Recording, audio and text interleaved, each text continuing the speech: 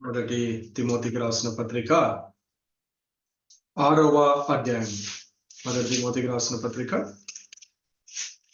6వ అధ్యాయము.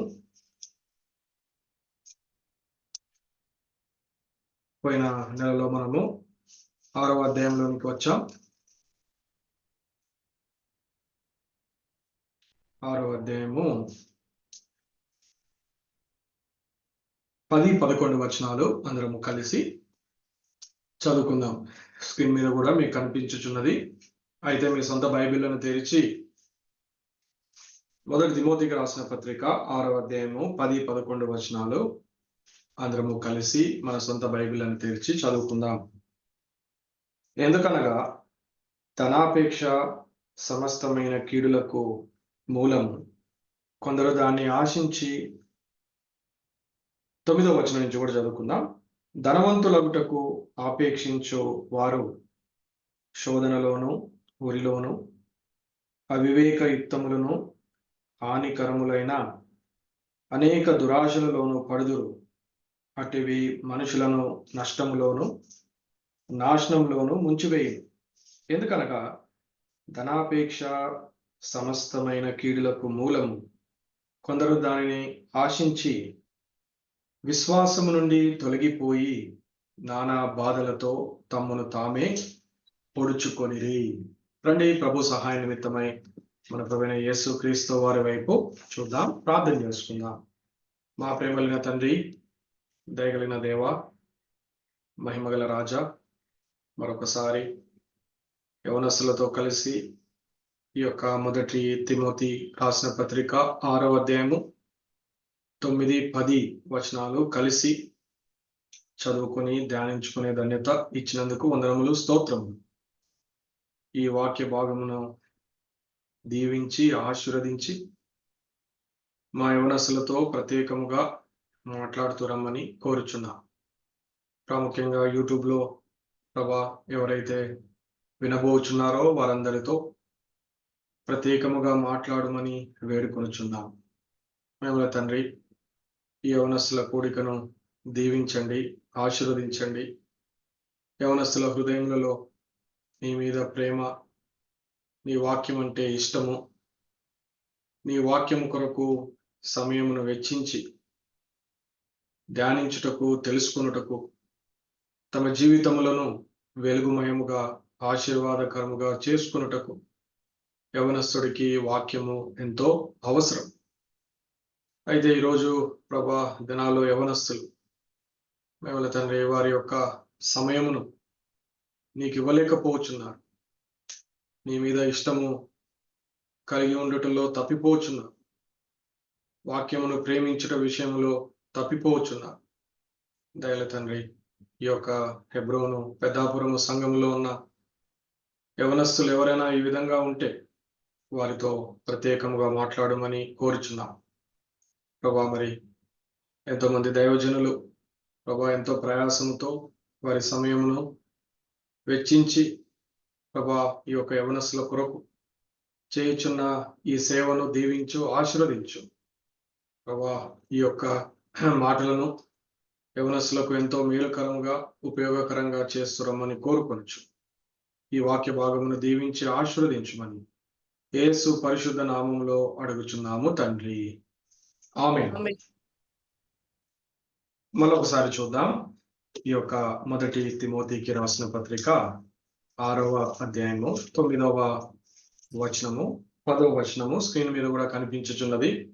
కాబట్టి ఒకసారి స్పష్టముగా వాక్య భాగాన్ని దాని ధనవంతులకు అపేక్షించువారు శోధనలోను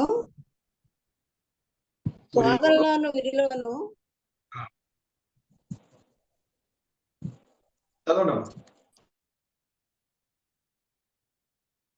అవివేకయుక్తములను హానికరములైన అనేక దురాశలలోను పడుదురు. అట్టివి మనుషులను నష్టములోను నాశనములోను ముంచివేయు. ఎందుకనగా ధనాపేక్ష సమస్తమైన కీడులకు మూలము. కొందరు దానిని ఆశించి విశ్వాసం నుండి తొలగిపోయి నానా బాధలతో తమను తామే పొడుచుకొనిరి. ఈ వాక్యము ఎంతో స్పష్టతరమైన వాక్యం. ఈ 2 వచనములలో అపోస్తలుడైన పౌలు తిమోతికి రాస్తూ తిమోతికి ఒక ప్రాముఖ్యమైన సూచన చేయుచున్నారు.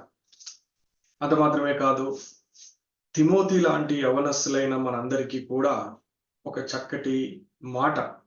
ఏమా మాట? ధనవంతులగుటకు ఆపేక్షించువారు. చూడండి, ఈ లోకంలో మనము మన చుట్టూ పరిస్థితులను చూస్తూ వస్తే ప్రతి మనిషి ధనవంతుడు అగుటకు ఆపేక్షిస్తాడు, ఎన్నో ప్రయత్నాలు చేస్తాడు, ఎన్నెన్నో ఆలోచనలు కలిగి ఉంటాడు. ఈ లోకంలో బీదవాళ్ళుగా జీవించటానికి ఎవరు కూడా ఇష్టపడరు. చూడండి, మీరు బీదవాళ్ళని ఎవరన్నా ఈ ప్రశ్న వేశారనుకోండి, మీరు బీదవాళ్ళుగానే జీవిస్తారా అంటే వాళ్ళు చెప్తారు, మా మట్టుకు మేమైతే బీదలుగా ఉంటాము, కానీ మా పిల్లలనేది మాత్రము బీదలుగా ఉండనివ్వము. చూడండి, ప్రతి ఒక్కరి ప్రయత్నము ధనవంతులు కావాలని ధనాన్ని ఆపేక్షించుచు వారు ఏమైపోతున్నారు? ఇందులో లోకంలో ఉన్న వాళ్ళే కాదు, దేవుని బిడ్డలు, ప్రభువైన యేసుక్రీస్తు వారి నామమును ఎరిగిన వారు కూడా ఈరోజు ఎక్కడ తప్పిపోతున్నారు అని అంటే ధనాపేక్ష కలిగిన వారై తప్పిపోచున్నారు. ధనమును ప్రేమించుచున్నారు. ఈ లోకములో ధనవంతులుగా జీవించటానికి ప్రయాస పడుచున్నారు. అందుకే యేసు ప్రభువారు ఒక చక్కటి మాటను సెలవిచ్చిన, వంటే సూది బెజ్జములోనైనను దూరునేమో కానీ ధనవంతుడు దేవుని రాజ్యములో ప్రవేశించుట దుర్లభము, అనగా అసాధ్యము, ఎంతో కష్టతరమైనదని ప్రభువైన యేసుక్రీస్తు వారే ఈ చక్కటి మాటను సెలవిచ్చినారు. కొన్ని దినముల క్రితము నేను పరిచయ నిమిత్తమై ఇక్కడ వేలూరు నుంచి హైదరాబాద్ వెళుచున్నాను. ఈ యొక్క ట్రైన్లో ప్రయాణం చేస్తున్నప్పుడు ఒక యవనస్తుడు ఆ యొక్క మధ్య ఒక 2-3 స్టేషన్స్ దాటిన తర్వాత ఒక యవనస్తుడు నా యొక్క ముందు సీట్లో, అనగా రిజర్వేషన్ నా ముందు సీటు అతనికి ఉండటం ద్వారా అతను నా ముందు కూర్చున్నాడు. సరే, కొంత సమయం అయిన తర్వాత ఆ అబ్బాయితో నేను పరిచయం పెంచుకొని ఆ అబ్బాయిని అడుగుతూ వచ్చాను, ఆయన పేరేమిటి, ఏం ఉద్యోగం చేస్తున్నాడు, ఏం చదివాడు, ఇలాంటి కొన్ని అంశములు ఆ అబ్బాయిని అడుగుతూ వచ్చిన. ఆ అబ్బాయి చెప్తూ వచ్చినాడు, సార్ నేను ఇట్లా బీటెక్ కంప్యూటర్ సైన్స్ నేను ముగించినాను, ఒక మంచి కంపెనీలో నేను ఉద్యోగం చేస్తున్నాను, దాదాపుగా 1,00,000 రూపాయలు పైన నాకు జీతము వచ్చుచున్నది అని ఎన్నెన్నో అంశాలు చెప్తూ వచ్చినాడు. ఆ తర్వాత నేను అడిగినాను, మరి బ్రదర్, ఇప్పుడు మీకు మంచి ఉద్యోగం ఉన్నది, చాలా మంచిగా సెటిల్ అయినారు కదా, మరి వివాహం ఎప్పుడు చేసుకుంటారు అని చెప్పి ఒక ప్రశ్న వేశాను. వెంటనే ఆ యొక్క సహోదరుడు అన్నాడు, ఇప్పుడు ఎలా చేసుకుంటాను సార్, నేను వివాహం చేసుకోవడానికి ఇంకా టైం ఉన్నది, మ్యారేజ్ ఇప్పుడు కాదు సార్, నేను ఇంకా సమయం తీసుకోవాలి, నా ఉద్యోగము ఇప్పుడు 1,00,000 రూపాయలే సంపాదిస్తున్నాను, నాకు మరొక అవకాశము, ఇంకొక ఉద్యోగం ఉన్నది, దానికి ప్రయత్నం చేస్తున్నాను, అక్కడైతే నాకు 2,00,000 రూపాయలు పైన శాలరీ వస్తుంది, కాబట్టి 2-3 నెలల్లో నేను ఆ ఉద్యోగానికి షిఫ్ట్ అయిపోతాను అని చెప్పినాడు. వెంటనే నేను ప్రశ్న అడిగాను, బ్రదర్, మరి ఇప్పుడు చేస్తున్న ఉద్యోగంలో మీకేమైనా సమస్య ఉన్నదా అంటే, ఏ సమస్య లేదండి అని అన్నాడు. మరి మీ పైన అధికారులు, మీ మేనేజర్స్ తోటో లేకపోతే టీమ్ లీడర్స్ తోటో మీకేమైనా సమస్య ఉన్నదా అంటే, అస్సలు లేదండి, నాకు చక్కటి సంబంధం ఉన్నది, వారు నన్ను ఎంతో ప్రేమిస్తారు, ఎంతో సహాయం చేస్తారు, నేను చదువు అయిపోయిన వెంటనే ఈ కంపెనీకి వచ్చినప్పుడు, ఈ కంపెనీలో జాయిన్ అయినప్పుడు అసలు నాకు పెద్దగా ఈ ప్రాజెక్టును డెవలప్ చేయడానికి నాకు పెద్ద నాలెడ్జ్ లేదండి, అయితే మా మేనేజరు, మా టీం లీడర్స్ కలిసి మా కంపెనీ నాకు ఎంతో సహాయం చేసి నేను ఈ యొక్క ప్రాజెక్టులను ఎలా చేయాలి, ఎలా కంప్లీట్ చేయాలి, ప్రోగ్రామింగ్ ఎలా చేయాలి, ఇవన్నీ వాళ్ళే నేర్పిస్తూ వచ్చినారు. కాబట్టి నా కంపెనీలో నాకు అన్ని బాగున్నాయి అని చెప్పిన.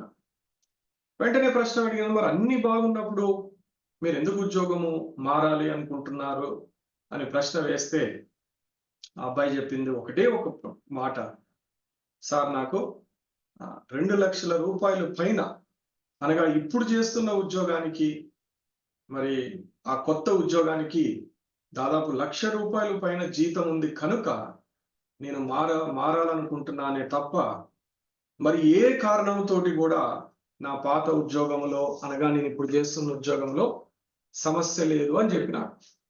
అదొకటి ఆశ్చర్యంగా అనిపించింది. రెండవదిగా వివాహాన్ని గురించి అడిగిన కొన్ని ప్రశ్నల గురించి ఆ యవనస్తుడు చెప్తున్నాడు. దాదాపు అతనికి ఒక 25 లేదా 26 సంవత్సరాల కంటే ఎక్కువగా ఉండవు. అతను చెప్తున్నాడు, సార్ నేను దాదాపు 10 సంవత్సరాలు సమయం తీసుకుంటాను. నా వయసు ఇప్పుడు 25, 26, అనగా నేను ఒక 35 సంవత్సరంలో దాటిన తర్వాత అప్పుడు వివాహం చేసుకుంటాను అని అన్నాడు. నేను వెంటనే అన్నాను, మరి 10 సంవత్సరాల కాలం ఏం చేస్తావు అంటే, సార్ నేను డబ్బు సంపాదించాలి, నేను ఒక పెద్ద ఇల్లు కొనుక్కోవాలి హైదరాబాద్లో, మా ఊర్లో నేను భూమిని కొనుక్కోవాలనుకుంటున్నాను, మా ఊర్లో ఆల్రెడీ ఒక మంచి ఇల్లు కొనుక్కున్నాను, స్థలం కొనుక్కున్నాను, దాని మీద కొంత అప్పు చేశాను, ఆ అప్పు ఇంకొక 3-4 సంవత్సరాల్లో తీరిపోతుంది. ఆ తర్వాత కొంత పొలం కొనాలి, తర్వాత ఒక మంచి ఇల్లు హైదరాబాద్లో కొనుక్కొని ఇవన్నీ అయిపోయిన తర్వాత అప్పుడు నేను వివాహం చేసుకుంటాను అని అన్నాను. నేను మళ్ళీ ఒక ప్రశ్న వేస్తాను, ఎందుకంటే మేము ట్రైన్లో వెళ్తున్నాం కనుక సమయం చాలా ఉంది కాబట్టి ఆయనతో మాట్లాడటానికి ఇంకొంచెం అవకాశం దొరికింది. నేను మళ్ళా కొన్ని ప్రశ్నలు వేశాను. కాదు బాబు, మరి నువ్వు 35 సంవత్సరాలు దాటి లేదా 40 సంవత్సరాల వయసు వచ్చినప్పుడు వివాహం చేసుకుంటావు, మరి అప్పుడు నీకు మంచి పెళ్లి సంబంధాలు దొరుకుతాయా అనే ప్రశ్న వేశాను. అప్పుడు నీ ఏజ్ కూడా పెద్దదైపోతుంది కదా, మంచి సంబంధాలు రావేమో అని నేనంటే ఆ అబ్బాయి అన్నాడు, ఎందుకు సార్, నా దగ్గర ఒక ఫ్లాట్ ఉంటుంది, ఒక భూమి, కొన్ని ఎకరాల భూమి ఉంటుంది, ఒక మంచి ఇల్లు ఉంటుంది, కారు ఉంటుంది, అన్నీ ఉంటాయి. అప్పుడు నా ధనాన్ని చూసి నన్ను వచ్చి పెళ్లి చేసుకునే వాళ్ళు ఎంతో మంది ఉంటారు. కాబట్టి మంచి అమ్మాయిని, అందమైన అమ్మాయిని నేను చూసుకొని నేను వివాహం చేసుకుంటాను, దానికేం ప్రాబ్లం లేదు సార్ అని చెప్తూ వచ్చినాను. నేను చాలా ప్రయత్నం చేసినాను ఆ అబ్బాయికి ఏదో రకంగా సువార్త చెప్దామని, ఎన్నో విధాలుగా అవకాశం కొరకు కనిపెట్టినాను, మాట్లాడాలని ప్రయత్నం చేసినాను. కానీ మీరు చూడండి, ఒక్క అవకాశం కూడా అబ్బాయి నాకు ఇవ్వలేదు. ఏ మాటకి చెప్పినా సరే ఎంతసేపు ఆయన టార్గెట్ ఒకటి ఉన్నది, డబ్బు సంపాదించవలెను, ధనవంతుడు అవ్వవలెను, ఈ లోకంలో ఆస్తులు కూర్చుకొనవలెను, కార్లు, బంగ్లాలు, పొలాలు, ఫ్లాట్లు ఇవి కొనుక్కోవాలి, ఇదే నా ప్రప్రదమైన నా యొక్క ఎయిము, నా గోలు అని యవనస్తుడు చెప్తూ ఉంటే ఎంతో ఎంతో బాధగా అనిపించింది. తర్వాత నేను అన్నాను, బ్రదర్, మరి ఇవన్నీ పొందిన తర్వాత మీకు సంతోషం ఉంటుందా అంటే, ఎందుకు ఉండదు బ్రదర్, దీంట్లోనే ఇంత డబ్బు ఉన్న తర్వాత నాకెందుకు సంతోషం ఉండదు, నాకెందుకు ఆనందం ఉండదు.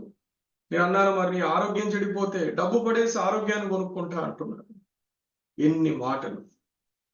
ఎందుకు మీకు ఇవన్నీ చెప్పుచున్నాను అని అంటే, ఈరోజు యవనస్తులు చాలా మంది ఎలా దేని వెనకాల పడుచున్నారో, ధనాపేక్ష, డబ్బు సంపాదించాలి, ధనవంతులు అవ్వాలి, ఆ ఆపేక్ష, ఆ ప్రేమ, ఆ యొక్క బలమైన కోరిక ఈ డబ్బు వెనకాల పడటం ద్వారా యవనస్తుల్లో ఈరోజు ఎన్నో సమస్యలు, యవన జీవితంలో ఎన్నో కష్టాలు. చూసారా వాక్యం ఏం చెప్తున్నదో, ధనవంతులగుటకు ఆపేక్షించు వారు శోధనలలోను ఉరిలోను, చూడండి, శోధన ఉన్నది వారికి, ఉరి ఉన్నది వారికి, ఉరిలో చిక్కుకుంటారు.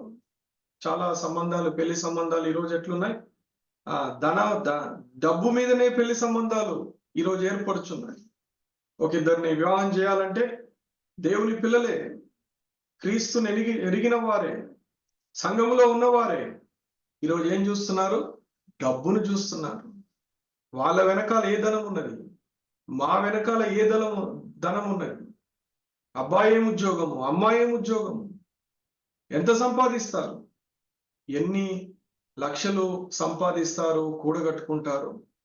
చూడండి, ఈరోజు వివాహ సంబంధాలు పేరుకి, బయటికి కనబడటానికి దేవుని చిత్తము అని చెప్పుకుంటూ లోపల ఏం జరుగుతున్నది అని అంటే ధనాపేక్ష మీదనే ఈరోజు వివాహాలు జరుగుతుంది.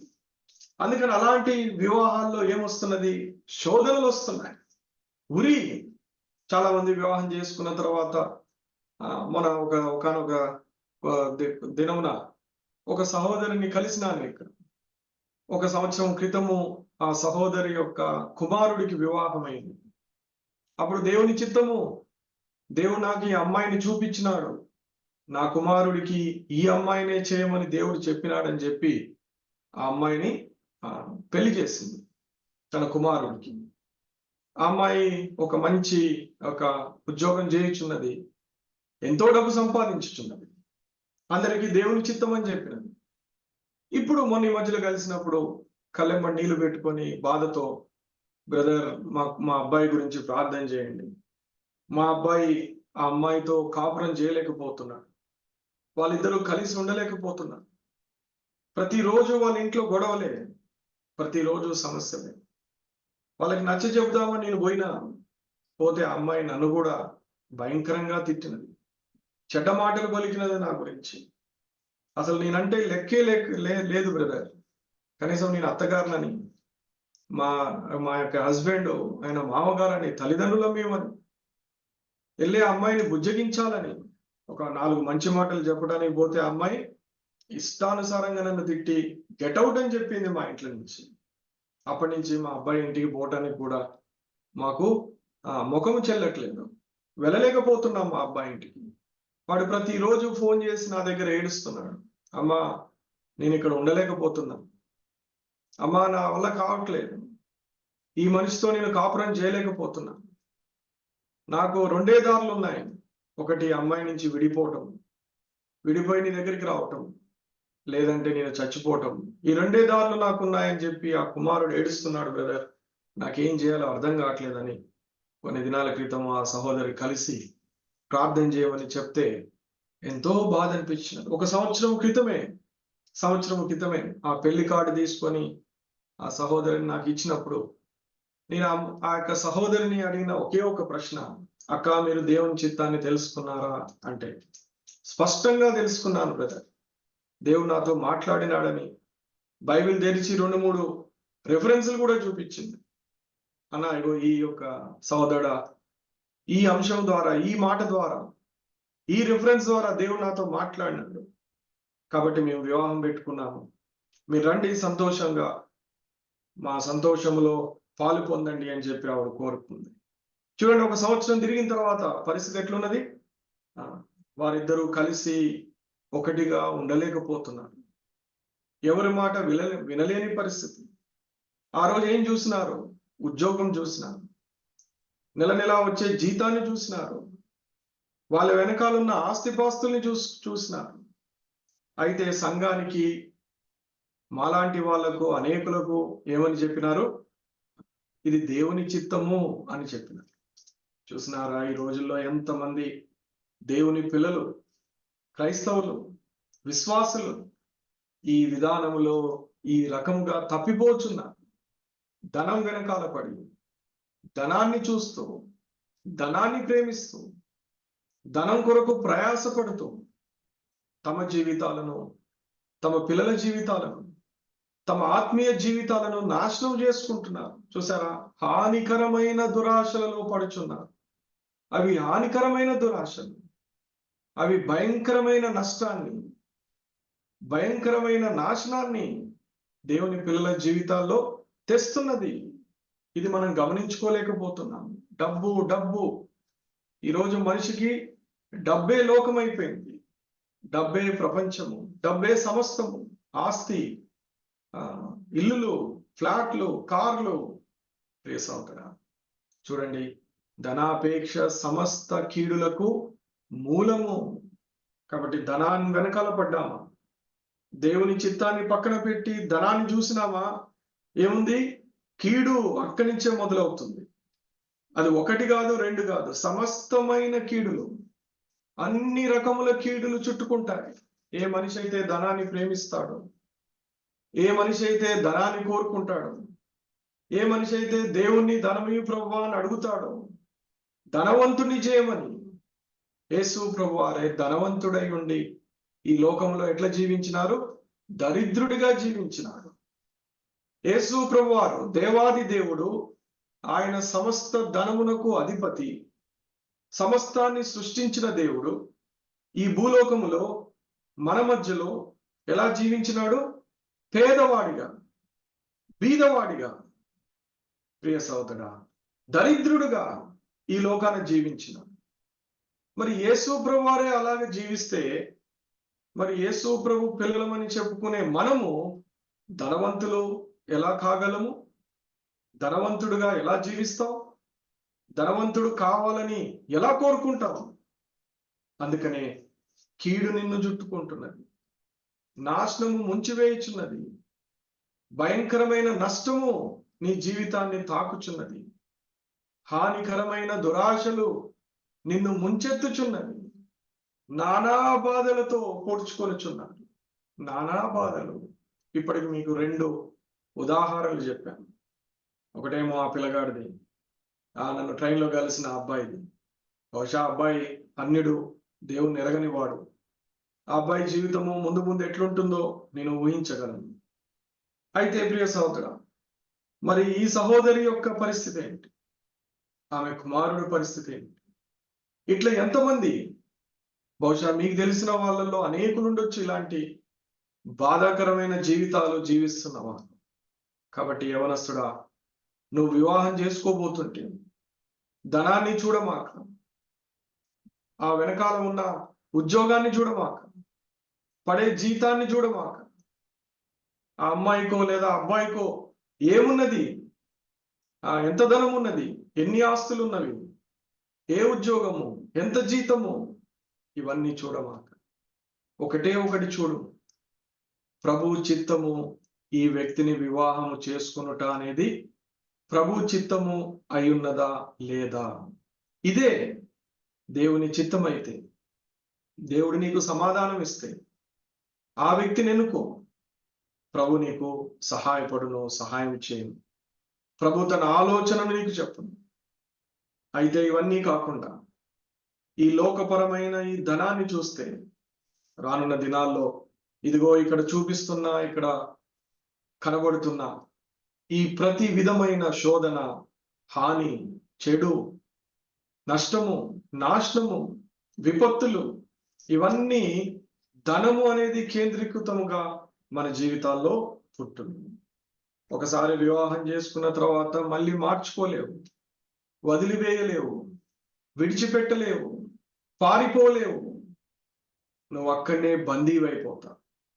ధనం అనే పునాది మీద కట్టబడిన నీ వివాహ జీవితము సమస్త కీడులకు అది మూలముగా, సమస్త కీడులకు కేంద్ర బిందువుగా ఉంటుంది నీ వివాహ జీవితం.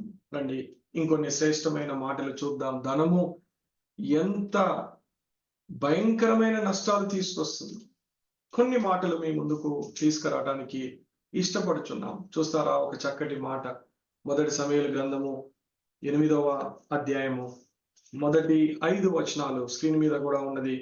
అయితే మీ సొంత బైబిళ్లను తెరిచి మొదటి సమూయేలు గ్రంథము 8వ అధ్యాయము మొదటి 5 వచనాలు, ఇక్కడ సమూయేలు యొక్క పిల్లల జీవితాన్ని మనం చూస్తూ రావచ్చు. చూడండి, సమూయేలు వృద్ధుడైనప్పుడు తన కుమారులను ఇశ్రాయేలు మీద న్యాయాధిపతులుగా నియమించెను. సమూయేలు ముసలివాడు అయిపోయినాడు. దాదాపుగా అప్పటికే అనేక సంవత్సరాలు ఇజ్రాయేలు ప్రజలకు నీతి న్యాయములతో ఆ యొక్క న్యాయాధిపతిగా ఉన్నాడు, ప్రవక్తగా ఉన్నాడు, వాళ్ళను ఏలినాడు. వాళ్ళను దేవునిలోకి నడిపించినాడు, దేవుని యొక్క మార్గములు తెలియజేసినాడు, ప్రజల జీవితాల్లో వెలుగు నింపినాడు సమూయేలు. మరి అలాంటి సమూయేలు యొక్క కుమారులు న్యాయాధిపతులుగా నియమింపబడిన తర్వాత వారు ఏం చేస్తూ వచ్చినారు చూడండి. వారు ఏం చేస్తూ వచ్చినారు? 3వ వచనంలో, వీరు బెయేర్షెబాలో న్యాయాధిపతులుగా ఉండిరి. అతని కుమారులు అతని ప్రవర్తనను అనుసరింపక, సమూయేలు కుమారులు సమూయేలు ప్రవర్తనను అనుసరింపక ధనాపేక్షకులై. చూసారా? సమూయేలు పిల్లలు, ప్రియ సహోదరా, సమూయేలు కుమారులు వీళ్ళెవరో కాదు. చిన్నప్పటి నుంచి వాళ్ళ తండ్రిని చూసినారు. వాళ్ళ తండ్రి ఎంత నీతిపరుడో, ఎంత న్యాయపరుడో, ఎంత ఖచ్చితమైన వ్యక్తో, దేవుని కొరకు ఎంత ప్రయాసపడినాడు. సమూయేలు చివరిగా ఇజ్రాయేలు ప్రజలను ఒక మాట అడుగుతాడు. సమాజం అందరినీ పిలిచి ఒక మాట అంటాడు, మీలో నేను ఎవరి దగ్గరైనా లంచము పుచ్చుకున్నాను, ఎవరి దగ్గరైనా నేను అన్యాయముగా ఒక్క వస్తువు తీసుకున్నాను, ఎవరికైనా నేను అన్యాయం చేస్తుంటే మీరు దయచేసి చేయొద్దండి అని మహాసమాజాన్ని అడిగితే ఒక్కళ్ళు కూడా సమూయేలుకు వ్యతిరేకంగా ఒక్క మాట చెప్పలేదు. వాళ్ళందరూ అన్నారు, అయ్యా నువ్వు ఎంత చక్కగా మమ్మల్ని పరిపాలించినావు, ఎంతగా మమ్మల్ని ప్రేమించినావు, ఏ ఒక్కరోజు దేని కొరకు మా దగ్గర ఆశపడలేదు అని వారు సమూయేలు గురించి చెప్పినారు. మరి ఇప్పుడు సమూయేలు కుమారులు ఏం చేస్తున్నారు? ధనాపేక్షకులై లంచము పుచ్చుకుంటున్నారు. చూడండి, ఎక్కడ? దేవుని ప్రజల దగ్గర, వేరే వాళ్ళ దగ్గర కాదయ్యా, దేవుని ప్రజల దగ్గర లంచము పుచ్చుకుంటున్నారు. దేవుని ప్రజలను అడుగుతున్నారు, డబ్బులు తీసుకురండి, గిఫ్ట్స్ తీసుకురండి, తీసుకొస్తేనే మీకు ఏం చేస్తాము? న్యాయం చేస్తాము, న్యాయం చెప్తాం. ఏ న్యాయం ఇది? ఇది న్యాయం కాదు, ఇది అన్యాయం. ఇది ఏం చేస్తున్నారు? న్యాయాన్ని తిప్పివేస్తున్నారు. చూసారా? ఆ మాట కూడా రాయబడి ఉంది కదా, న్యాయమును తిప్పివేయక. అనగా చూడండి, తప్పు చేయని వాడిని తప్పు చేసినావు అని చెప్పి నిందిస్తున్నారు. అన్యాయము చేయని వాడిని ఏమంటున్నారు? నువ్వు అన్యాయం చేసినావని. చూసినారా? ఒక్కోసారి మనము ఒక తప్పుకు ఏదైనా శిక్ష పడితే ఎంత బాధ అనిపిస్తుంది. ఉదాహరణకు మన స్కూల్లోనో కాలేజీలోనో మనం తప్పు చేయలేదు, అయితే మన ప్రిన్సిపల్ గారు మనము తప్పు చేశామనుకొని మనను శిక్షిస్తే మన హృదయం ఎంతో బాధపడుతుంది. అయ్యో, చెయ్యని తప్పుకు నేను ఎందుకు శిక్ష అనుభవిస్తున్నానని ఎంత బాధపడతాం. మరి ఇక్కడ ప్రజలందరికీ వీళ్ళు ఏం చేస్తున్నారు? న్యాయంగా జీవించే వ్యక్తులను అన్యాయస్తులుగా తీర్పు తీరుస్తున్నారు. అన్యాయస్తులను విడిచిపెట్టి వాళ్ళు మంచి వాళ్ళని చెప్తున్నారు. దుష్టులను, చెడ్డవారిని, అన్యాయస్తులను మంచి వాళ్ళు అంటున్నారు. ఎందుకు ఇలాంటి పరిస్థితి వచ్చినది అంటే ధనాపేక్ష. మా నాన్న ఏం సంపాదించలేదు, సమూయేలు ఏమి సంపాదించలేదు, కాబట్టి మా నాన్న ఏం సంపాదించుకోలేదు కనుక మేము సంపాదిస్తాం. మా నాన్న ఏమి అడగలేదు, ఎవరి దగ్గర డబ్బు తీసుకోలేదు, వస్తువులు తీసుకోలేదు. మమ్మల్ని ఏం చేసినాడు? పేదవాళ్ళగా ఉంచినాడు. ఆయన పేదవాడైనాడు, మేము కూడా పేదవాళ్ళ కింద ఉండాలా అని చెప్పి వీళ్ళు ఏం చేస్తున్నారు? దేవుని ప్రజల దగ్గర నుంచి లంచం తీసుకుంటున్నారు. ఇది కొన్ని సంవత్సరాలు జరుగుతూ వచ్చింది. అప్పుడు ఇశ్రాయేలు పెద్దలు సమూయేలు దగ్గరికి వచ్చి అడుగుతున్నారు, అయ్యా నువ్వు వృద్ధుడు అయిపోయావు, అయితే నీ పిల్లలు నీలాంటి వారు కాదు, వారు ఏం చేస్తున్నారు? లంచం తీసుకుంటున్నారు, ప్రజల్ని బాధిస్తున్నారు, ఏడిపిస్తున్నారు, కాబట్టి మాకు ఒక రాజు నియమించు అని వాళ్ళు అడిగినారు. చూసినారా? ఇక్కడి నుంచి ఇజ్రాయేలు ప్రజలు, తర్వాత సౌలు సరిగా పరిపాలించలేదు. తర్వాత దేవుడు దావీదుని ఎన్నుకున్నాడు, సొలొమోను ఎన్నుకున్నాడు. ఆ సొలొమోను తర్వాత నుంచి వచ్చిన రాజుల్లో ఎక్కువ మంది కూడా దుష్టరాజులే, చెడ్డ రాజులే. ఎందుకు ఇవన్నీ చెప్తున్నాము అంటే, ప్రియ సోదరా, లంచము పుచ్చుకొనుట, ధనాన్ని ప్రేమించుట, ధనాన్ని కోరుకొనుట, ఇష్టపడుట ఇదిగో ఇన్ని నష్టాలకు కారణమవుతుంది. రెండవదిగా చూస్తే ఇది చాలా ప్రాముఖ్యమైన అంశం. లూకాసు వార్త 16వ అధ్యాయం, లూకాసు వార్త 16వ అధ్యాయము 11వ వచనము ఒకసారి చదువుకుందామా?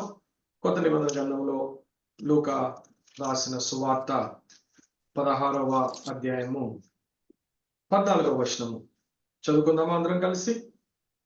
14. ధనాపేక్ష గల పరిశ్రయులు ఈ మాటలన్నీ విని ఆయనను అపహసించుచుండగా, ఆయన మీరు మనుషుల ఎదుట నీతిమంతులని అనిపించుకొనివారు గాని దేవుడు మీ హృదయములను ఎరుగును, మనుషులలో ఘనముగా ఎంచబడినది దేవుని దృష్టికి అసహ్యమైనది. చూడండి, ధనాపేక్ష కలిగిన పరిశ్రయులు వీళ్ళు ఏం చేస్తున్నారు? యేసు ప్రభునే అపహసించుచున్నారు. ఇందాక నేను చెప్పితేనే కదా ట్రైన్లో అబ్బాయి తోటి కొన్ని ప్రశ్నలు, యేసు ప్రభు వారిని పేరు చెప్పలేదు, కొన్ని ప్రశ్నలు వేసినాను అంతే. బ్రదర్, ఒకవేళ మీ ఆరోగ్యం చెడిపోతే ఏమవుతుంది? లేదు బ్రదర్, డబ్బుతో హాస్పిటల్లో మంచి హాస్పిటల్కి వెళ్తాను. బ్రదర్, ఒకవేళ చనిపోయిన తర్వాత ఏముంది బ్రదర్? దాని తర్వాత నాకు అవసరం లేదు, దాని గురించి నేను ఆలోచించను అంటున్న యవనస్తులు. ప్రియ సోదరు, చూడండి, ధనాపేక్ష కలిగిన మనుషులకు ఏముండదు? యేసు ప్రభు మాటలను వినరు, ఇష్టపడరు, అంతకు మించి ఇంకేం చేస్తారు? అపహసిస్తారు.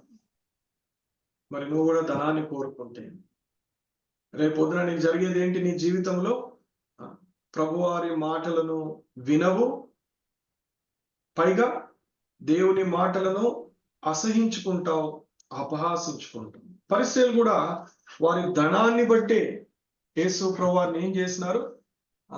అపహసిస్తూ, హేళన చేస్తూ, తక్కువగా మాట్లాడుతూ, ఆయన చెప్పిన ఏ ఒక్క మాట కూడా వారి చెవులకి ఎక్కలేదు. మూడవదిగా చూద్దామా? ధనాపేక్ష నువ్వు నీ జీవితంలో ఉంటే నీకు నెమ్మది ఉండదు. బహుశా ఈ మాట చాలాసార్లు మీ పైన ఉన్న పెద్దలు చెప్పుంటారు. మళ్ళొకసారి కూడా ఈ మాట చూడండి. సామెతల గ్రంథము 15వ అధ్యాయము 16వ వచనము ఈ విధంగా చెప్పుచున్నది, నెమ్మది లేకుండా విస్తారమైన ధనముండుట కంటే యెహోవా యందలి భయభక్తులతో కూడా కొంచెం కలిగి ఉండుట కొంచెము మేలు. ఏది మేలు? యెహోవా యందలి భయభక్తులతో కూడా కొంచెము కలిగి ఉంటే ఆ కొంచెంలో తృప్తి, ఆ కొంచెమును దేవుడు ఆశీర్వదిస్తాడు. అబ్రహాము తన జీవితాన్ని మొదలుపెట్టినప్పుడు కొంచెముతోటే మొదలుపెట్టింది. చూడండి, యాకోబు దగ్గరకు వచ్చేసరికి కొంచెముతోటే యాకోబు ఉంటుంది. దావీదు గొర్రెల కాపరి, బీదవాడు, కొంచెములోనే. రూతు మీకు తెలుసు, కొంచెమే ఉన్నది రూతు దగ్గర. ఇలా చెప్పుకుంటూ పోతే ఎంతమంది.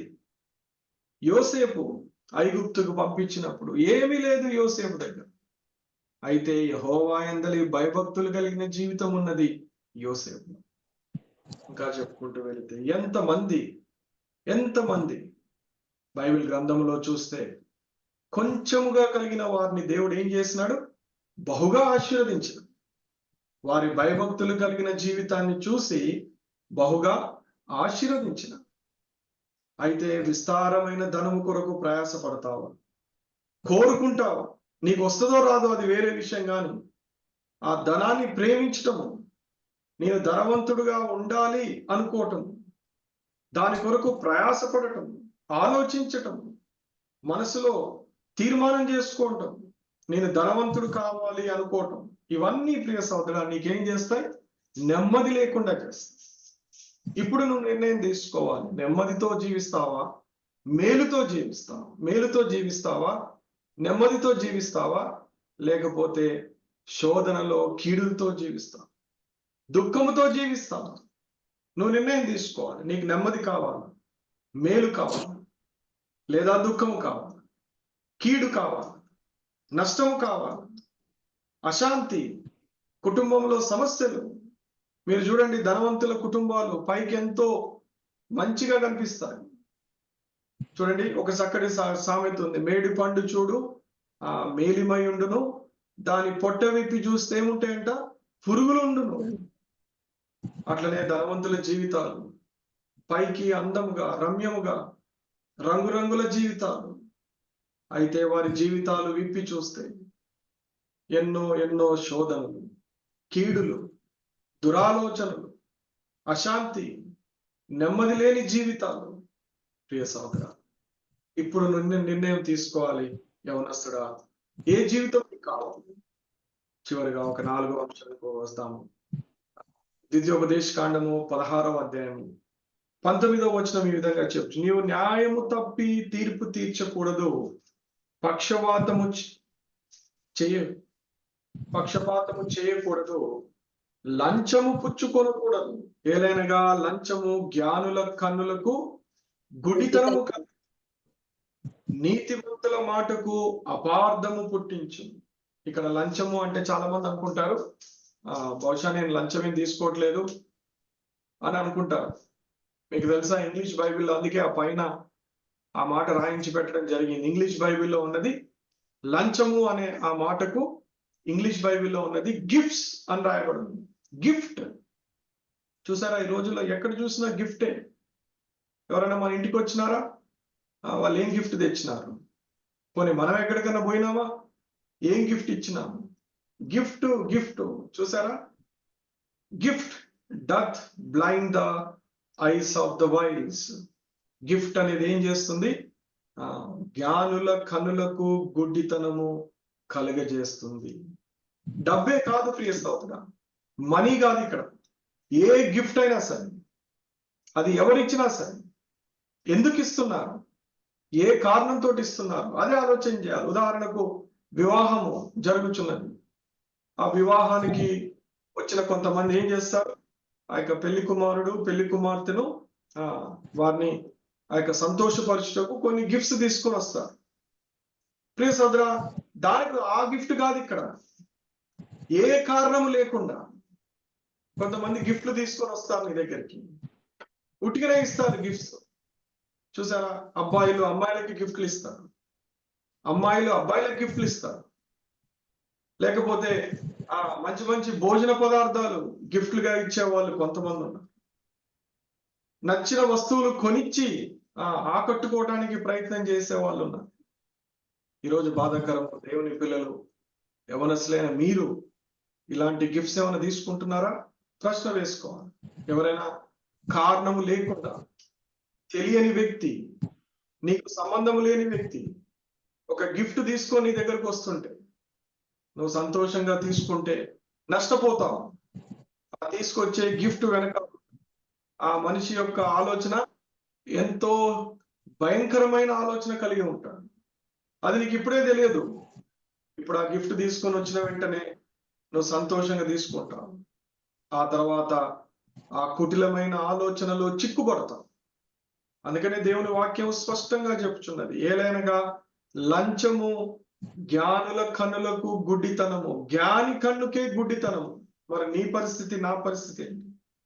కాబట్టి ఏ గిఫ్ట్ కూడా ఎవరైనా సరే వారు ఎలాంటి వ్యక్తి ఒకసారి ఆలోచన చేయి, ఎందుకు ఈ మనిషి నా దగ్గరికి గిఫ్ట్ తీసుకొని వచ్చుచున్నాడు?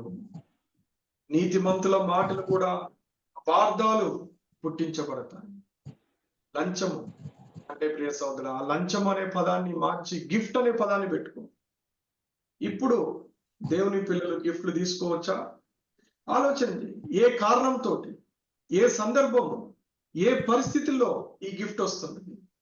ఒకవేళ వివాహము లేకపోతే ఇంకొకటో అయితే అది వేరే అంశం. కానీ ఏ కారణం లేకుండా ఒక వ్యక్తి నీ దగ్గరికి గిఫ్ట్ తెస్తున్నాడంటే అది వస్తువై ఉండొచ్చు, డబ్బై ఉండొచ్చు, ఆహారమై ఉండొచ్చు, ఒక్కొక్కసారి అది భోజనమై ఉండొచ్చు, మరింకొకటి కావచ్చు. కొంతమంది పిలుస్తారు, ఎందుకు ఫలానా రెస్టారెంట్కి రాకూడదని, ఎందుకు మనందరం కలిసి ఒక మంచి విహారయాత్రకు మనం అందరం కలిసి ఎందుకు వెళ్ళకూడదని. ఈరోజు యవనస్తులు ఎందుకు సమస్యల్లో చిక్కుపడుచున్నారంటే ఇలాంటి గిఫ్ట్స్ ని యాక్సెప్ట్ చేయటాన్ని బట్టి కాదా? దేవుని వాక్యం చెప్పట్లేదా? ఈ రోజు నీకు చెప్పుచున్నది. ప్రియ సహోదర, ప్రియమైన సహోదరి, యవనస్తుడా, యవనస్తురాలా, ఒకసారి ఆలోచన చేయి. ఒకవేళ ఇప్పటికీ ఎవరి దగ్గరన్నా అకారణంగా నీకు ఎవరైనా గిఫ్ట్ ఇచ్చుంటే వెంటనే తీసుకుపోయి వాళ్ళ గిఫ్ట్ వాళ్ళకి ఇచ్చేసి, ఎవరి దగ్గర ఏది ఆశించకు, ఎవరిచ్చింది తీసుకోకు, నాకు వద్దని చెప్పు. అదే దేవుని పిల్లల యొక్క లక్షణం. ఎందుకు? అది నీ గుడ్డితనము కలిగి. చెడ్డవాడు కూడా మంచివాడుగా కనిపిస్తాడు. గుడ్డితనం అంటే అర్థం ఏమిటి? గుడ్డితనం అంటే సరిగా కనపడదు నీకు. చెడ్డవాడు సరిగా చెడ్డవాడిగా కనపడడు, మంచివాడు మంచివాడుగా కనపడడు.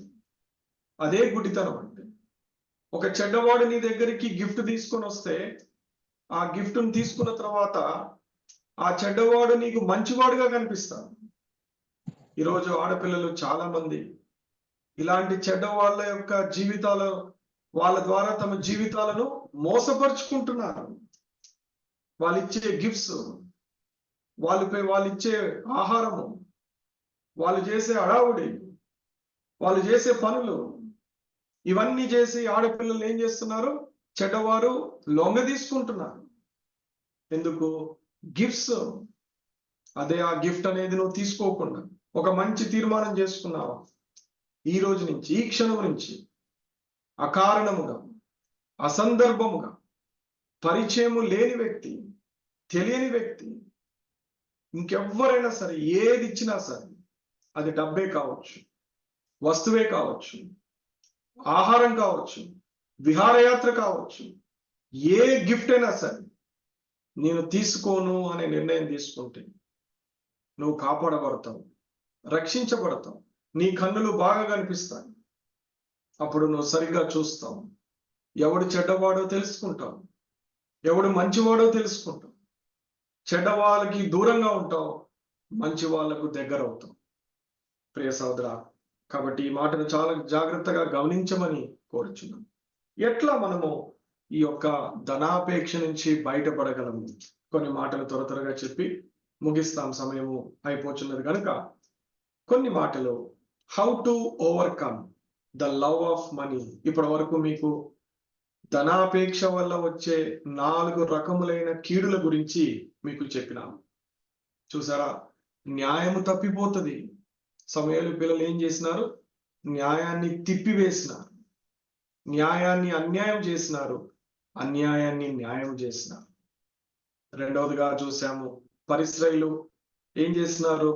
యేసు ప్రభు మాటలను తృణీకరించిన, అపహసించినారు, హేళన చేసినారు, నవ్వుకున్నారు. ఒకవేళ ధనము కొరకు నువ్వు ప్రయాసపడితే యేసు ప్రభుకు దూరం అయిపోతాం. అంత మాత్రమే కాదు, నెమ్మది లేకుండా జీవిస్తాం. నాలుగవదిగా చూసాం, చెడ్డవారు మంచివారుగా కనిపిస్తారు, మంచివారు చెడ్డవారుగా కనిపిస్తారు. నీ కనులకు గుడ్డితనం, నీ మనస్సుకు గుడ్డితనం, నీ ఆలోచనలకు గుడ్డితనము వస్తుంది ఒకవేళ ధనాపేక్షను కలిగి ఉంది. మరి ధనాపేక్షను ఎట్లా తీసివేసుకోవాలి? ఒకవేళ ఆ కోరిక నీలో ఉంటుంది, పోనీ ఇప్పుడు లేకపోయినా ముందు ముందు దినాల్లో ఇలాంటి కోరిక నీ హృదయంలో గనక ఉద్భవిస్తే, అలాంటి ఆ యొక్క ధనాపేక్షను ఎలా జయించాలి అంటే కొన్ని మాటలు నీ ముందుకి టకా అని తీసుకొని వస్తాం. ఈ మాటలు జ్ఞాపకం చేసుకోవాలి, గుర్తుపెట్టుకోవాలి, మీ జీవితాల్లో వీటిని ఉపయోగించుకోవాలి. ఏదో వినటం మాత్రమే కాదు, ఈరోజు కూడిక అటెండ్ అయినాము అన్నట్టు చెప్పుకోవడం కాదే. ఈ మాటలు దేవుడు నీ ముందుకు ఎందుకు తెస్తున్నాడు అని అంటే, విన్న ఈ మాటలను నీ హృదయంలో భద్రపరుచుకో, నీ జీవితానికి ఉపయోగించుకో. అందుకనే దేవుడు నీ ముందుకు తీసుకొని వచ్చినాడు. చూసావా? ఎట్లా ఓవర్కమ్ చేయాలి అంటే, పరలోక ధనము అది సంపాదించుకోవాలి. ఈ భూలోక ధనము కాదు, ఈ లోకధనము కాదు. ఇది అశాశ్వతమైనది. ఇది ప్రియ సోదర. అయితే పరలోక ధనము శాశ్వతమైన ధనం, ఎప్పుడు నిలిచి ఉండే ధనం. అందుకనే మత్తయి సువార్తలో 6వ అధ్యాయము 19వ వచనం నుంచి 34వ వచనంలో యేసు ప్రభు వారు కొన్ని కీలకమైన మాటలు, ప్రాముఖ్యమైన మాటలు ఈ యొక్క కొండ మీద ప్రసంగములో ప్రభు యేసుక్రీస్తు వారు తెలియజేసినారు. ఏమిటా మాటలు చూడండి. భూమి మీద మీ కొరకు ధనము కూర్చుకొనవద్దు. భూమి మీద కూర్చుకోవాల్సిన అవసరం లేదు. జీవించడానికి ఉపయోగించుకోవాలి, కానీ కూర్చుకోవడానికి కాదు, సంపాదించుకోవడానికి కాదు, కూడబెట్టుకోవడానికి కాదు. ప్రియ సోదరా, ఇక్కడ చిమ్మెటే తుప్పును తినివేస్తుంది. దొంగలు కన్నము వేసి దొంగిలించగలరు. చూసారా, బ్యాంకుల ముందు ఎంతో మంది సెక్యూరిటీ గార్డ్స్ పెడతారు, CCTV కెమెరాలను పెడతారు, అలార్మింగ్ సిస్టమ్స్ పెడతారు, ఎన్నో పెడతారు. ఎందుకు? దొంగలు ఎప్పుడు ఆ బ్యాంకుల్లో ఆ డబ్బులు, ఆ బంగారం మీద, నగల మీద ఆ డబ్బుని ఎప్పుడు దోచుకొని వెళ్దామని దొంగలు చూస్తూ ఉంటారు. ఒకవేళ నీ ఇంట్లో కూడా ఉన్నదనుకో, దొంగలు ఏం చేస్తారు? మీ ఇంటిని కూడా దోచుకొని పోతారు. కాబట్టి నువ్వు సంపాదించుకొని కూర్చుకొని దాన్ని దాచుకున్నావా, ఒకరోజు ఎవడో ఒకడు ఎత్తుకొని పోతాడు. అది దొంగ కావచ్చు, ఇంటి దొంగ కావచ్చు, బయట దొంగ కావచ్చు, ఎవడో ఒకడు దొంగ నీ కుటుంబంలోనే ఉండొచ్చు, వాడు ఎత్తుకొని పోతాడు. చూడండి, అయితే పరలోకమందు మీ కొరకు ధనమును కూర్చుకొనుడి. పరలోక ధనం మీద దృష్టి పెట్టు. దానికి చిమ్మట లేదు, తుప్పైనను పట్టదు, ఎవరు దాన్ని ఎత్తుకొని పోలేరు, ఏది దానిని పాడు చేయలేవు. మరి ఆ పరలోక ధనము ఏమిటి అనంటే, మత్తయి సువార్త 19వ అధ్యాయము 21వ వచనము ఈ విధంగా చెప్పుచున్నది, అందుకు యేసు, నీవు పరిపూర్ణమగుటకు కోరిన ఎడల పోయి నీ ఆస్తిని అమ్మి బీదలకిమ్ము, అప్పుడు పరలోకమందు నీకు ధనము కలుగును, నీవు వచ్చి నన్ను వెంబడించుమని అతనితో చెప్పాను. ఒక యవనస్తుడు వచ్చాడు, యేసు ప్రభువారిని కలిసినాడు, చెప్పుచున్నాడు, నేను ధర్మశాస్త్రాన్ని అంతా పాటిస్తున్నాను, అయితే పరలోక రాజ్యము పొందాలంటే నేను ఏం చేయాలి అని అంటే, ప్రభువారు చెప్పినాడు, నీకున్నదంతా అమ్మివేసి బీదలకిచ్చి నన్ను వెంబడించు, అప్పుడు పరలోకమందు నీకు ధనము కలుగు. ఏం చేయాలి? నీ ఆస్తిని అమ్మి బీదలకు సహాయం చేయమని దేవుడు చెప్తున్నాడు. ఎప్పుడన్నా బీదల్ని చూసినావా? వస్త్రం లేని వారికి వస్త్రాలు ఇచ్చినావా? ఆకలిగా ఉన్న వారికి అన్నం పెట్టినావా? అవసరంలో ఉన్న వారికి అవసరాన్ని తీర్చినావా? ఎంతమంది నీ దగ్గరకు వచ్చుంటారు అవసరం కొరకు, నువ్వు సహాయపడతావని, నువ్వు మేలు చేస్తావని నీ దగ్గరకు వస్తే నువ్వు అన్నావు, వాళ్ళని బయటికి దోసేసినావు, వాళ్ళకి లేదని చెప్పినావు, వాళ్ళు ఫోన్ చేస్తే లిఫ్ట్ చేయకుండా స్విచ్ ఆఫ్ చేసి పెట్టినావు, వాళ్ళ సహాయము కనీసం నిన్ను అడగకుండా నువ్వు చేసినావు. ప్రియ సోదరుడు, ఎందుకు? నీ ధనాన్ని కూర్చుకోవడానికే కదా, నీ ధనం పోతుందని భయపడినావు కదా. మరి పరలోకంలో నీ ధనము నీకెంతున్నది? బీదలకు నువ్వు సహాయపడకపోతే, అవసరంలో ఉన్న వారికి సహాయం చేయకపోతే, ప్రియ సోదర, పరలోకములో మనకు ధనము కలుగదు. అదే ప్రభువారు చెప్తున్నారు. కాబట్టి ఎట్లా పరలోక ధనాన్ని కూర్చుకుంటావు? బీదలకు, అవసరంలో ఉన్న వారికి సహాయం చేయడం, మన ఆస్తిని, మన దగ్గర ఉన్న దాన్ని ఇచ్చి. అదే ఇక్కడ ప్రభువారు చెప్పి, నీ ఆస్తిని అమ్మి నీ దగ్గర ఉన్న దాన్ని ఇచ్చివేసాయి బీదలకు. ఒకవేళ నీకు వస్త్రం లేనివాడు కనిపించినాడు, వాడికి వస్త్రాలను కొనిచ్చి, ఆకలితో ఉన్న వాడికి అన్నం పెట్టించి. ఎంతమంది నీ చుట్టూ బీదలు ప్రతిరోజు ఎంతమంది కనిపిస్తారు? మనం ఇంట్లో నుంచి బయటికి వెళ్ళి, కాలేజీకి వెళ్ళి వచ్చే లోపల కనీసం ఒక 10 మంది బీదలన్నా కనిపిస్తారు. మరి వాళ్ళకి మనం ఏం సహాయం చేస్తున్నాం? వాళ్ళని చూడం కదా. వాళ్ళని చూస్తేనే మనకు చాలా చిరాకు, అసహ్యం కనిపిస్తుంది, చిచి అంటాం వాళ్ళని చూస్తే. ప్రియ సోదరుడు, వారిని కనికరించమని దేవుడు చెప్తున్నాం. రెండో మాట చూద్దాం.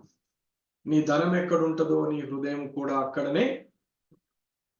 బీదలకు సహాయం చేయటం ద్వారా, అవసరంలో ఉన్న వ్యక్తికి సహాయపడుట ద్వారా పరలోకములో నీ ధనాన్ని కూర్చుకుంటే నీ హృదయం ఎక్కడుంటది? పరలోకంలో ఉంటుంది, పరలోకం మీద ఉంటుంది. అదే దేవుడు చెప్పుచున్నాడు. ఒకవేళ భూలోకంలో కూర్చుకున్నావా, నీ హృదయం అక్కడ ఉంటుంది, దేవుని మీద నీ హృదయము ఉండదు. ఎవరైతే పూర్ణ హృదయముతో దేవుణ్ణి అనుసరించరు, వెంబడించరు, వారు పరలోక రాజ్యము చేరరు. ఇదే దేవుడు చెప్తున్నది. కాబట్టి నీ హృదయము ఎక్కడ ఉంచుకోవాలి? పరలోక రాజ్యము పైన. పరలోక రాజ్యములో ధనాన్ని సంపాదించుకుంటుంది. రెండవ అంశం మీ ముందుకు తీసుకుని వస్తుంది. మీ ప్రాణమును గూర్చి చింతపడకుడి. దేవుడు చెప్తున్న ఈ శ్రేష్టమైన మాట, ఇదే మాటల్లో చెప్తున్నాడు దేవుడు. చింత వద్దు. చాలా మంది అంటారు, ఎందుకు ధనాన్ని కూర్చుకుంటున్నారు అంటే ఫ్యూచర్ లో కష్టం వస్తుంది బ్రదర్. ఫ్యూచర్ లో అవసరమైతే ఎవరిని అడగాలి, ఎవరిస్తారు, ఎవరు సాయం చేస్తారు? అందుకే నేను ఎవ్వరికి సహాయం చేయను, నేను ఎవ్వరికి హెల్ప్ చేయను. నా డబ్బు నాకే, నా ధనము నాకే. ఎవడు ఎడిపోతే నాకేంటి, ఎవడు ఎడిపోతే నాకే. ఒక వ్యక్తి ఉన్నాడు, ఎంతో పెద్ద ఆయన. ఒకసారి మాటల్లో సందర్భం వచ్చినప్పుడు అతను ఒక మాట అన్నాడు, ఎవరు ఎటుపోతే నాకేంటి బ్రదర్ అని అన్నాడు. నేను అన్నాను, అన్నా మీరు ఎప్పుడన్నా పేదవారికి, లేని వారికి, ఈ లోకంలో ఎన్నో అవసరతలు, అక్కరలో ఏడుస్తున్న వారికి ఎప్పుడైనా సహాయం చేసినారా? మీ గుప్పిలి విప్పి సహాయపడినారా అంటే, నాకేం అవసరం బ్రదర్, నాకేంటి, వాడి కర్మ అది, వాడి జీవితం అది. వాడు పేదవాడిగా పుట్టడం నేను చేసిందా? నేను కోరుకుంటే వాడు పేదవాడిగా పుట్టలేదు కదా. వాడు పుట్టడమే పేదవాడు, వాడు పుట్టడమే రోగి, అసహ్యమైన వాడు. వాడి గురించి నాకేంటి చింత అన్నాడు ఒక ఈ వ్యక్తి. ఎవరో కాదు, మందిరంకి వచ్చాయని. నేను వేరే వాళ్ళ గురించి చెప్పట్లేదమ్మా, మందిరంకి వచ్చే వ్యక్తి. వాళ్ళ గురించి నాకెందుకండి? దేవుడు నాకు ఉద్యోగం ఇచ్చినాడు, నాకు మంచి జీతం ఇచ్చినాడు, ఇల్లు ఇచ్చినాడు, అన్ని ఇచ్చినాడు. నా డబ్బు నాకే, నా డబ్బు నా పిల్లలకే. నన్ను ఇట్లా బతకమని దేవుడు కోరినాడు. ఆ బీదవాణ్ణి అట్లా బతికి చావమని దేవుడు వాడికి అట్లా నిర్ణయించినాడు. కాబట్టి వాడి గురించి పట్టించుకునే అవసరం నాకు లేదన్నాడు. ఎవరు? విశ్వాసి అని చెప్పుకునే ఒక పెద్ద ఆయన. ఆ మాట విన్నప్పుడు నాకైతే కళ్ళెంబడి నీళ్ళు వచ్చింది. అయ్యో ప్రభువా, క్రీస్తు ప్రేమ లేని మనుషులను చూస్తున్నాను, మందిరాల్లో చూస్తున్నాను. చూసినావా ఎంత మాట? ఏమంటున్నాడు? నా ప్రాణం నాకు ఇంపార్టెంట్. నా ప్రాణాన్ని నేను సుఖపెట్టుకోవాలి, సంతోషపెట్టుకోవాలి. నా ప్రాణం కొరకు నేను సమస్తము చేస్తా. చూసావా, అవి విత్తవు, కోయవు. అందుకే యేసుప్రభువారు చక్కటి ఉదాహరణ చెప్పినాడు ఇక్కడ. ఆకాశ పక్షులను చూడండి, అవి విత్తవు, కోయవు, అయితే మీ పరలోకపు తండ్రి ఏం చేస్తున్నాడు? బహుగా వాటిని పోషిస్తున్నాడు. మీ ముందు తెలుసు ఎన్ని జీవులు మన చుట్టూ ఉన్నాయి. వాటిని నువ్వు పోషిస్తున్నావా? నువ్వు అన్నం పెడుతున్నావా? నువ్వు కాపాడుతున్నావా? కాదే, దేవుడే వాటిని పోషిస్తున్నాడు, ఆహారం పెడుతున్నాడు, వాటిని కాపాడుతున్నాడు. అట్లనే ప్రియ సహోదర, బీదలను మనం పెడుతున్నామా? బీదలకు ఆహారం మనం ఇస్తున్నామా? బట్టలు వాళ్ళకి. మనం ఏ రోజు వాళ్ళని పట్టించుకోకపోయినా బీదలు కూడా మనతో పాటే జీవిస్తున్నారు. ఎలాగో ఆలోచన చేసినాము. దేవుడు వారికి సహాయం చేస్తున్నాడు.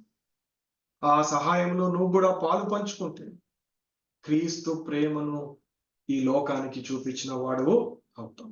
కాబట్టి చింతను తీసివేసుకో. డబ్బు గురించి చింత, నీ ప్రాణం గురించి చింత, నీ దేహం గురించి చింత ఉండి ఉండవచ్చు. లేదంటే నీ ఉద్యోగం గురించో, జీతం గురించో, నీ యొక్క కుటుంబం గురించో ఈ చింతను తీసివేసుకో. దేవుడు గొప్పవాడు, దేవుడు సహాయపడతాడు, నీ ప్రాణాన్ని కాపాడుతాడు దేవుడు. కాబట్టి చింతించకు. చింతించుట వలన నువ్వేమీ చేయలేవు. అయితే దేవుని మీద విశ్వాసం ఉంచు, ఆయన సహాయం చేస్తాడు. మూడవ ప్రాముఖ్యమైన మాట, ఆయన రాజ్యమును నీతిని మొదట వెతుకుడి. ఆయన రాజ్యాన్ని వెతుకు. ప్రభువైన యేసుక్రీస్తు వారి నీతిని, అప్పుడు అవన్నీ మీకు అనుగ్రహించబడతాయి.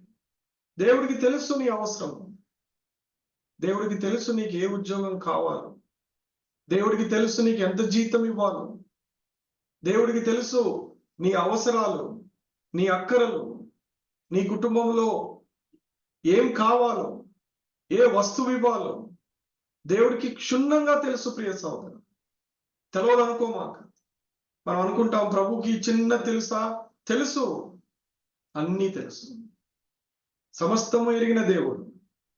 నీకేది కావాలో, ఏది మంచిదో, ఎప్పుడు మంచిదో ఎరిగిన దేవుడు. కాబట్టి మొదట ఆయన నీతిని వెతుకు, ఆయన రాజ్యమును వెతుకు, అప్పుడు అవన్నీ మీకు అనుగ్రహించబడును. దేవుడు ఒక్కొక్కటిగా అన్ని అనుగ్రహిస్తాడు. శ్రేష్టమైనవి అనుగ్రహించు దేవుడు. రండి, 4వదిగా సామెతలు 23వ అధ్యాయము 4వ వచనం, 28వ అధ్యాయము 22వ వచనం. ఐశ్వర్యము పొంద ప్రయాసపడకు, నీవు అట్టి అభిప్రాయము కలిగినను దానిని విడిచిపెట్టు. ఈ రోజే ఒకవేళ నువ్వు ఐశ్వర్యవంతుడు కావాలను, ధనవంతుడివి కావాలను, గొప్పవాడివి కావాలను, ఈ లోకంలో పేరు ప్రఖ్యాతలు కలిగిన వాడిగా ఉండాలనో, ఇలాంటి అభిప్రాయం కలిగి ఉంటే ఇప్పుడే విడిచిపెట్టు. ఇప్పుడే అది మనసులోంచి తీస్తుంది. ఒకే ఒక అభిప్రాయం, తండ్రి నీ యందు భయభక్తులు కలిగిన జీవితం నాకు అనుగ్రహించు అని ఒకటే ఒకటి కోరుకు. ఆ తర్వాత దేవుడు ఏది ఇచ్చినా సరే సంతోషంగా తీసుకో. ప్రియ సోదరా, యవనస్తుడా, ఈ మాటలను గుర్తుపెట్టుకో. చివరిగా 5వ మాట, తృప్తి కలిగి. హెబ్రీయులకు రాసిన పత్రిక 13వ అధ్యాయం 5వ వచనం చెప్పుచున్నది, ధనాపేక్ష లేని వారు మీకు కలిగిన వాటితో తృప్తి. ఏది ఉంటుందో, ఏది ఇస్తాడో, ఎలాంటి జీవితము దేవుడు నీకు ఏర్పాటు చేసినాడు, ఆ జీవితం అందు తృప్తి కలిగి జీవించు. అప్పుడు దేవుడు నిన్ను విడువడు, నిన్ను ఎడబాయడు. ఆయనే చెప్పినాడు కదా, నిన్ను వదిలిపెట్టను. కాబట్టి నీ కష్టకాలంలో ఒకవేళ నువ్వు అనుకుంటావేమో ఫ్యూచర్లో కష్టం వస్తుందేమో కదా బ్రదర్, ఈరోజు నేను డబ్బును దాచుకోకపోతే, కూర్చుకోకపోతే, ఈరోజు ధనవంతుణ్ణి కాకపోతే రేపు దరిద్రుని అవుతానేమో, రేపు ఒకవేళ కష్టం వస్తే ఎవరు సాయం చేస్తారు, నా దగ్గర డబ్బు లేకపోతే నన్ను ఎవరు పట్టించుకుంటారు? ఇలాంటి ఎన్నో ప్రశ్నలు నీ హృదయంలో ఉన్నాయని విశ్వసిస్తున్నా. వీటన్నిటికీ ఒకటే నీకు సమాధానం. దేనిని గూర్చి చింతపడకు. నీ ప్రాణమును గూర్చి, నీ భవిష్యత్తును గూర్చి, రేపటి దినమును గూర్చి చింతపడకు. అదే ప్రభువారు చెప్పింది. ఈ రోజు చాలు. ఈ రోజే, రేపటిది రేపు. ధనాపేక్ష లేకుండా తృప్తి కలిగి జీవించు. సంతోషంగా జీవిస్తాం, ఆరోగ్యంగా జీవిస్తాం. రండి, ముగింపు ప్రార్థనలోకి వెళ్దాం. ప్రార్థన చేసుకుందామా? కళ్ళు మూసుకుందాం. మనందరము కలిసి ప్రార్థన చేసుకుందాం. మా ప్రేమలైన తండ్రి, దయగలిగిన దేవా, మహిమల రాజా, మరొకసారి ప్రభువా, నీ పాద సన్నిధికి రాగలుగుటకు మీరు చేసిన ఉపకారమును బట్టి నీకు వందనాలు, స్తోత్రం. ధనాపేక్షకులు ఎన్ని బాధలు అనుభవిస్తారు, సమస్త కీడుల్లో చిక్కుపడతారు, భయంకరమైన నష్టాలు, కష్టాలు, హాని ప్రభా వారిని చుట్టుకొని వారి మీద దాడి చేస్తాం. అయితే మేము అలా ఉండకూడదు. మేము దేవుని రాజ్యంలో సునాయాసముగా తండ్రి ప్రవేశించు వారంగా ఉండాలని మీరు కోరుకొనుచున్నారు. అందుకే మీరు మమ్మల్ని ధనవంతురాలుగా ఈ లోకంలో ఉండటము మీకు ఇష్టం లేదు. మీరు మమ్మల్ని ధనవంతులుగా చేయరు. ధనము ఎందుకు అంటే, ధనము న్యాయమును తిప్పివేస్తుంది, ధనము నెమ్మది లేకుండా చేస్తుంది. ధనాపేక్ష ప్రభా అది కనులకు గుడ్డితనాన్ని కలుగజేస్తుంది. ధనాపేక్ష నీ మాటలు వినకుండా, నీ దగ్గరికి రానియకుండా చేస్తుంది. అందుకే మీరు ఈ లోకంలో మమ్మల్ని ధనవంతులుగా ఉండటము ఇష్టపడరు, చేయరు ప్రభా. అందుకని ధనాపేక్షను ఎట్లా తీసివేసుకోవాలో మీరు మాట్లాడుతూ వచ్చినారు. మా యవన బిడ్డలకు నేర్పిస్తూ వచ్చినారు. వారి జీవితాల్లో ధనమును ప్రేమించకుండా, ధనము కోరుకొనకుండా, ధనవంతులుగా బతకాలని ఇష్టపడకుండా బీదలుగా, నీలాగా తగ్గింపు స్వభావంతో పేదవారిగా జీవించారు ప్రభా. లాజరు పేదవాడి లోకాన్ని, ఆ ధనవంతుడు ప్రభా తిన్నాడు, తాగాడు, సుఖించాడు, అయితే నరకానికి పోయినాడు. బీదవాడైన లాజరు, పేదవాడు, ఒక పూట తిండికి కూడా సరిగా నోచుకొని లాజరు, ఒంటి నిండా గాయాలే, ఎంతో శ్రమను అనుభవించినాడు. అయితే అబ్రహాము రొమ్మున విశ్రాంతి పొందుచున్న లాజరు. అందుకని మీరు అన్నారు, పరలోకంలో ధనాన్ని కూర్చుకోమని, నీ హృదయాన్ని దేవుని రాజ్యము మీద నీతి పైన ఉంచమని, వెంటాడుమని, ప్రయాసపడమని. ప్రభా, దేని కొరకు చింతపడకూడదు, రేపటి గురించి ఆలోచన చేయకూడదని, భవిష్యత్తు గురించి ఆలోచన చేయకూడదని. ఏనాటి కీడు ఆనాడే చాలు, ఏ దినము ఆ దినమే చాలు. ప్రభా, చక్కటి మాటలతో మమ్మల్ని దర్శించినారు, వందనాలు, స్తోత్ర. మరొక మారు ప్రభా, శిరస్సు వహించి విత్తబడిన ఈ మాటలను ఆశీర్వదించు, ప్రియబిడ్డల జీవితాల్లో స్థాపించు, బలపరచు.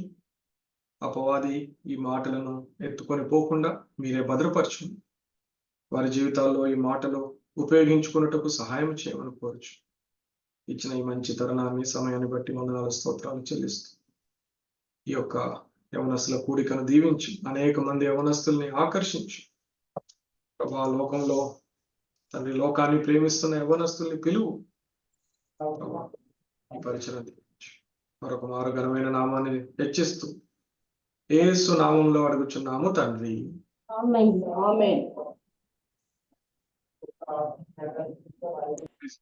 బెనిడిక్షన్ కూడా ఇచ్చేయండి. మీరు దేవుని ప్రేమయు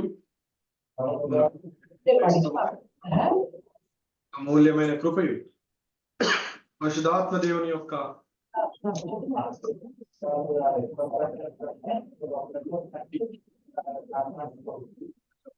నిత్యత్వం వరకు మనకు తోడై ఉండును గాక. ఆమేన్.